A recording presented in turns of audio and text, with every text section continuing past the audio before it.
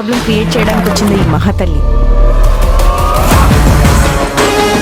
పల్లెటూరు మొద్దు నిన్ను. ఆగు. మా ఊళ్ళో గేదెలు తిన్నది అరక్క ఇలాగే అరుస్తూ ఉంటాయి. ఏంటి ఇలా వచ్చా? నిద్ర పట్టట్లేదా? ఎవరికి నిద్ర లేకుండా చేసి నువ్వు మాత్రం హాయిగా నిద్రపోదాం అనుకుంటున్నావా? ఇప్పుడు నీకేమైంది? ఏమైందా అంటావు.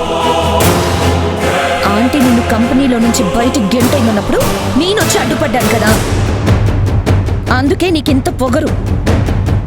ఎక్కడో కంపెనీలో జరిగే విషయాలన్నీ ఇక్కడికి తీసుకొచ్చి మాట్లాడతావు ఎందుకు? అనవసరంగా గొడవలు పెట్టుకోవద్దు. అనవసరంగా గొడవ పెడుతుంది నేను కాదు, ఇదిగో ఈ ఆనందియే. ఇదే అందరికీ ఒక పెద్ద సమస్యలా తయారైంది. ఇంకా ఇది మహేష్ ని ఎన్నాళ్ళు బాధ పెడుతుందో, ఈ దరిద్రం ఎప్పటి కొదులుతుందో చూడు. మహేష్ ఇంటికి రాకపోవాలి, అప్పుడుంటుంది నీకు. మిత్ర, ఏం మాట్లాడుతున్నావు? నువ్వు ఆ గాయత్రి. ఏంటి మిత్ర, ఏంటి నువ్వు అంటోంది? అసలు ఏం జరిగింది? ఊరికే ఓవర్ యాక్షన్ చేయకు. నీ వల్ల మహేష్ వాళ్ళ ఇంట్లో రోజు రోజుకి ఎన్ని గొడవలు జరుగుతున్నాయో తెలుసా?